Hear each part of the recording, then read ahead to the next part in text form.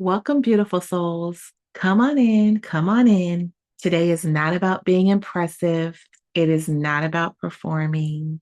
It is simply about being present. So let's place one hand on our chest and one hand on our belly. And let's all say together, I am safe to soften. Now, today we're going to talk about something that I did not fully understand when I started to do the inner work. When you start to do the inner work, everything around you is going to shift. Here I thought I was just working on me, making Kawana better, loving myself a little bit more, regulating my nervous system, slowing myself down to respond, and not just react to what the world throws at us. But here's the truth. When you start to do the inner work, your whole world changes. People who were used to having access to your time, people who were used to moving in your life through like manipulation by making you feel like you had to do something, by throwing you through a guilt trip or pressuring you with time, all that access they're given to those parts of you, it like changes and locks the door. And it doesn't let people get to you the same way they used to. And baby, that makes people feel uncomfortable. And I'm going to say this with as much softness as I can. It doesn't mean that they are bad people. No shame to them, not even going there. People are just learning that they have to adjust to your new world. And some people are going to resist this change and they're going to walk right out the door. Some people are going to learn, oh, this is who she's becoming. And they're going to adapt by letting you take up more space and grow. And then some people are going to watch you on your journey and they're going to be liberated to start their own practice. And when you are aware of this, you can soften. We can soften our hearts and just remember that no matter where they are, that everyone is simply on their own journey. So if you are new here, I want to welcome you. I am Kiwana Thomas. I am your meditation partner as you walk on your own journey of going within. So I really wanted to bring this to your attention because I felt all of this with my immediate family, with my husband and with my kids, when they started noticing that I was no longer raising my voice in order to get things done around my house. So when I would be talking to the kids, my husband, he was concerned because my kids were like, oh, she's like not coming at me with the stern voice. Well, okay, then I guess I can do this. And they were kind of walking all over me in the beginning. Mind you, I have 2 teenagers and 2 growing children. But you know what? I started to see something inside of myself just shift. I noticed that the trauma of getting them to move only by raising my voice, it just wasn't a seed I was interested in watering anymore, because watering that seed came at the cost of my health. So what looked like I didn't care to my husband and what looked like to my kids, like I could push my mom's buttons, looked like that came at the cost of choosing me. But here's the thing. It only lasted a short while with my kids, because while I was reprogramming my nervous system for this new type of energy, I started to notice that when I would speak to them, I would give myself spaciousness. I would put my hand to my chest. I would sometimes count in my inner voice and I would respond. I noticed that my kids would actually start to calm down. Their nervous system started to match my energy because their voices softened and their energy and their vibration totally changed. And I felt like they were holding me like I was this delicate flower. And I wasn't sure how I felt about that, to be completely honest, because I wasn't sure if they were like appeasing me. But then the more it happened, the more it cycled. Yeah, this is just them now trying on their new soft voice. We began to have a nervous system that was operating on a state of calmness. So the turnaround for my kids, it didn't take that long. But with my husband, my loving partner in life, it took maybe like months, because the parenting style that we chose, it mirrored our upbringing. It mirrored the yelling that we heard in our home in order to get us to move. When I started the softness practice, I didn't even include him. I just started it because it was my own health journey. And I also wanted to see how this new belief would indeed impact my health and my home. So, of course, we had to have the conversation. When he heard me responding to the kids, his eyes would tell a whole story. But nevertheless, I welcomed the conversation and I explained to him that I was on this journey of trying out new beliefs, how my health was being impacted. And like when we were kids, my mom would have this saying, y'all are literally tap dancing on my last nerve.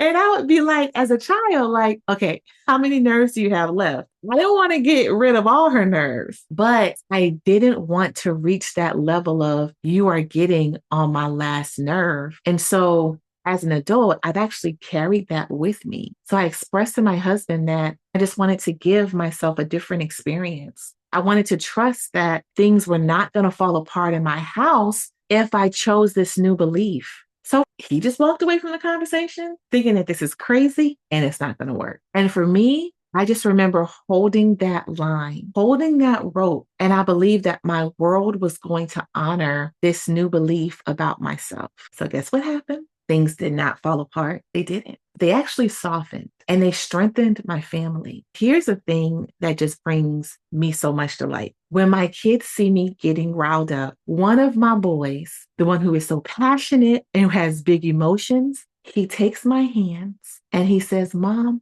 breathe with me. And he uses the countdown that I use for him. And then he'll be like, inhale, exhale. So I want you to hear me clearly. When you begin to start your practice, everything around you is going to shift to model exactly what you are practicing. And let me remind you that everyone is not fit for this journey. So, yeah, there are people that are just going to walk away. Allow the people. Allow the people who are learning to see you more so that you can expand your territory around them. Allow those people who see you along your journey and who decide to start their practice, allow them a soft place to land as I am doing for you. And with that being said, let's go into our breathwork session. We are feeling into this body so we can adapt. We're not just using our mind to push and pressure ourselves into doing something, but we want to feel it. So in our breathwork sessions, we inhale for 4 seconds, we hold at the top of the breath for 4 seconds, and we exhale for 6 seconds. So let's begin. Inhale, 2, 3, 4, hold. 2, 3, 4, exhale. 2, 3, 4, 5, 6. Inhale. 2, 3, 4. Hold. 2, 3, 4. Exhale. 2, 3, 4, 5, 6. Inhale. 2, 3, 4. Hold.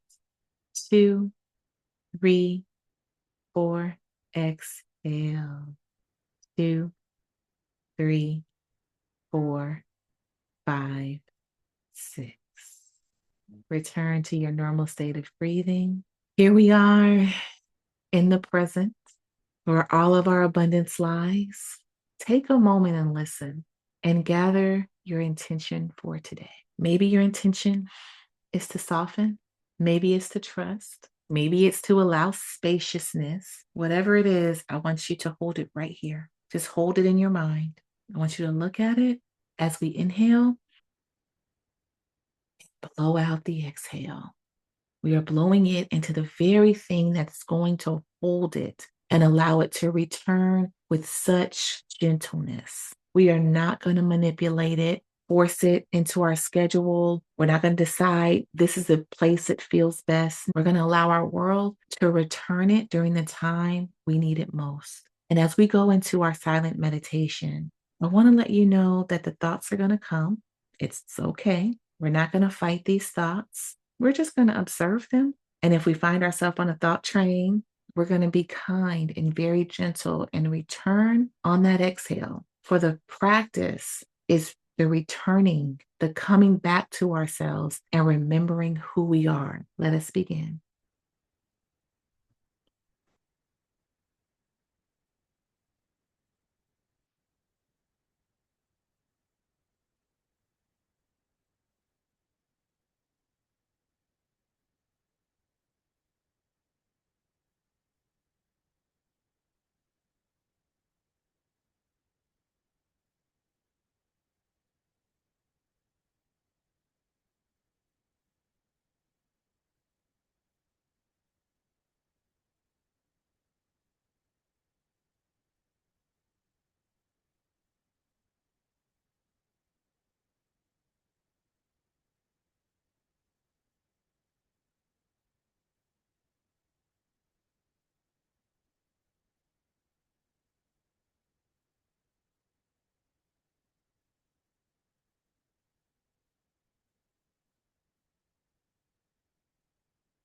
Welcome back. I want you to know that when you start your practice, you are teaching people how to treat you, and that is okay. You are worthy to live this life. You get to choose yourself without everything falling apart. Because when you choose yourself, you'll find your world rushes to your aid in full support of who you are. We're going to put your left hand to your heart and your right hand on your belly and repeat after me. I can respond with spaciousness. I can trust what is shifting around me. Everything is working with my healing. You are an unrepeatable miracle. I really want you to know that. So if you are feeling like this is a soft yes in your body to start your practice, I want you to stay close. I want you to like, subscribe, and share this video. And when you are ready, I want you to come join us inside the Living Wealthy community. You do not have to do this alone. I am Q1 Thomas, and I love you so big. The divine light in me honors, cherishes, and reminds you about the divine light in you. Namaste. Do you desire to deepen your practice? I'd love to support you inside our private community. We have weekly support, live meditation, and our weekly connection call, the Prosperity Pillow Talk. The link to join is in the description. Hope to see you inside the community.